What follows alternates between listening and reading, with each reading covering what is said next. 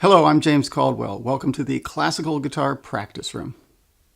Today I'm going to show you how to get the most out of your scale practice by alternating with all combinations of pairs of fingers. In recent videos I've been covering Segovia's scale patterns, but it doesn't matter if you're playing from that book or some other scale book, whatever scales you're practicing. You can use this approach of all combinations of right hand alternation fingerings.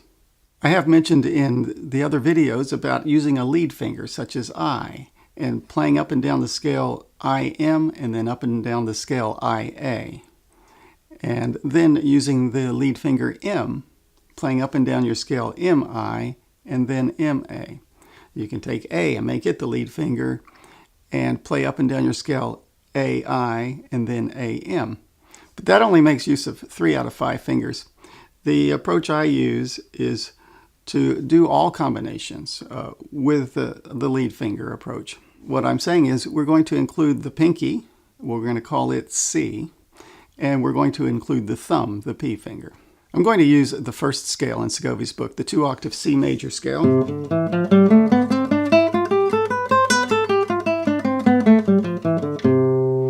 That should be one that everybody knows. And I'll use that scale to illustrate the right hand patterns that I use. To begin, I'll play up and down the scale 4 times using I as the lead finger. So I'll play up and down IM, then IA, then IC, that's the pinky, then I thumb. So here we go. Beginning IM.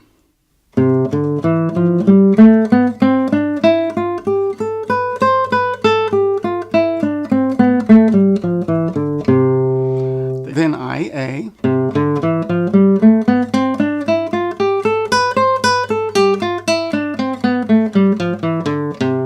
Then IC.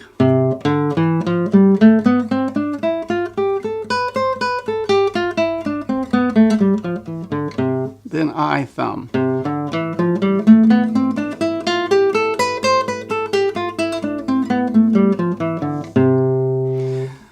Now, generally speaking, I played mostly free stroke. You can practice these scales free stroke and rest stroke. But when you bring the thumb into the picture, it's going to be free stroke. There's just no way you'd want to play that all rest stroke. Your hand would be rocking back and forth like this.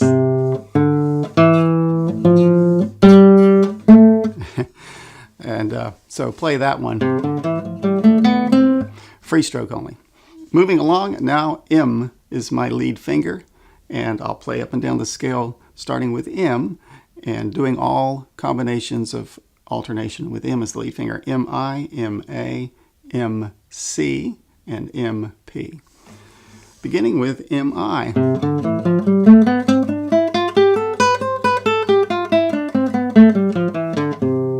Then MA.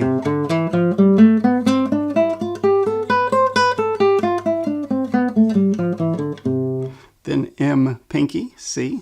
And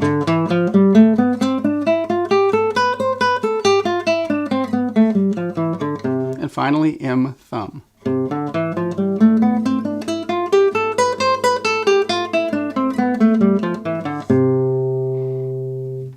I do tend to play a rest stroke on that last note. Okay, next up, the A finger is our lead finger. We're going to go AI, AM, AC, AP. Beginning with AI.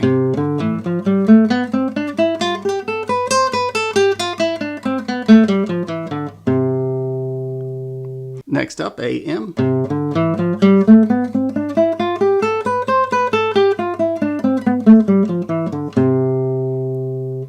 Next up is AC, the pinky, and this is probably the most difficult combination.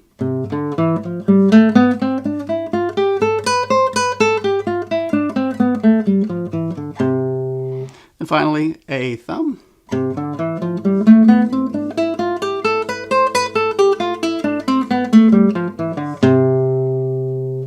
Now we're going to make the pinky the lead finger, so we'll begin with CI, then CM, CA, and CP. Beginning with CI.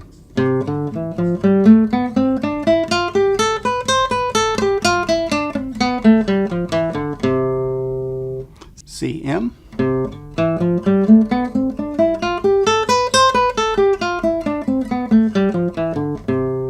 C-A,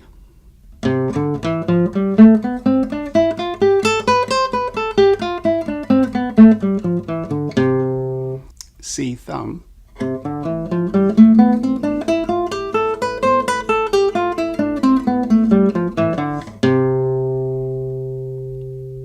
next, I like to make the thumb the lead finger and go P-I, P-M, P-A, P-C. This is definitely all free stroke because the thumb's in it every time. Beginning with P-I.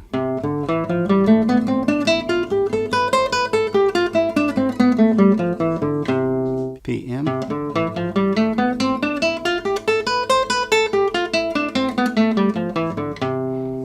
P-A.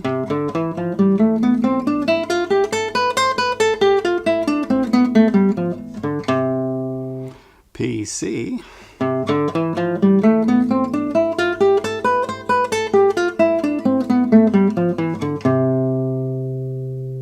So we've just done every combination of right-hand alternation, all fingers, including the pinky and the thumb. Now you may ask, why include the pinky? We don't really use that in classical guitar playing, so what's the point?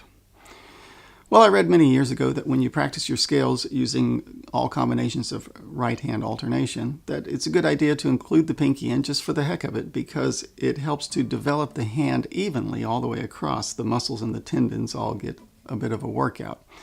And that sounded like a good enough reason to me, so I've always included it.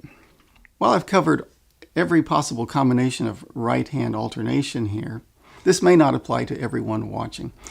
It depends where you're at with your level of playing and your level of comfort. I can tell you that when I first started practicing scales from the Scovia book, I knew that it was a good idea to do all these combinations, but I really stuck with just the I finger as a lead finger and the M finger as a lead finger, but I included the pinky and the thumb.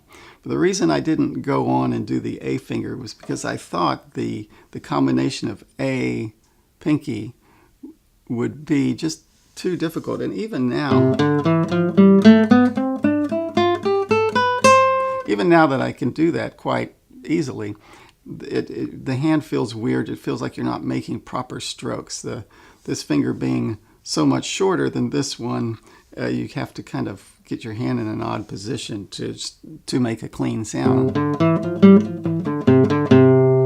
And I just avoided that for years, really. And I practiced I, M, I, A, I, C, I, P, and M, I, M, A, M, C, M, P. And that was it. And I did that for years. And that's quite a workout in itself.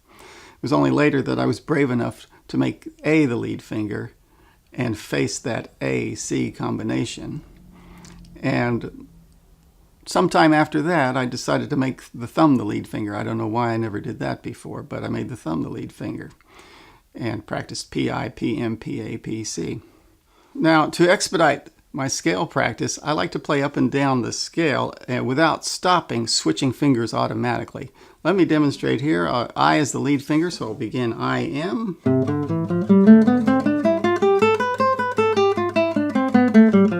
I, A. I, C. I, thumb.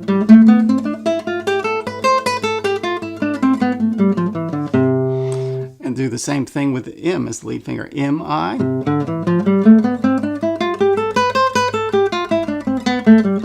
M, A.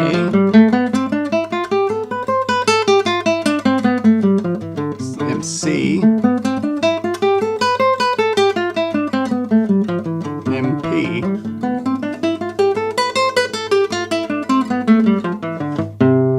Next, A is the lead finger, starting with A-I.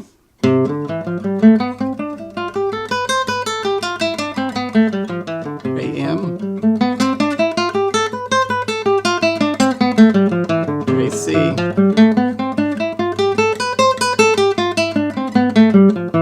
A-P. A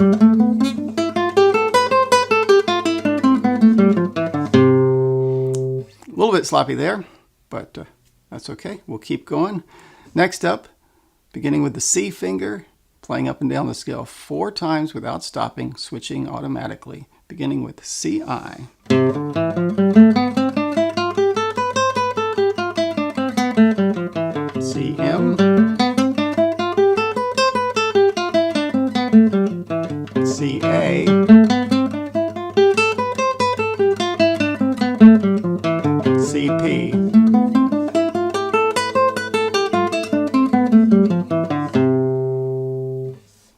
And finally, the thumb as the lead finger, beginning with P-I.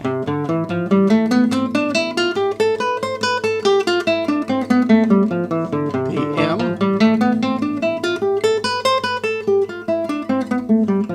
P-A.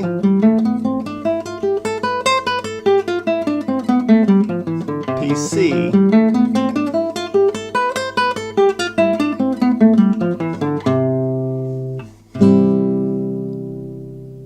So you can see that playing up and down the scale 20 times with all combinations of right hand alternation doesn't have to take very long.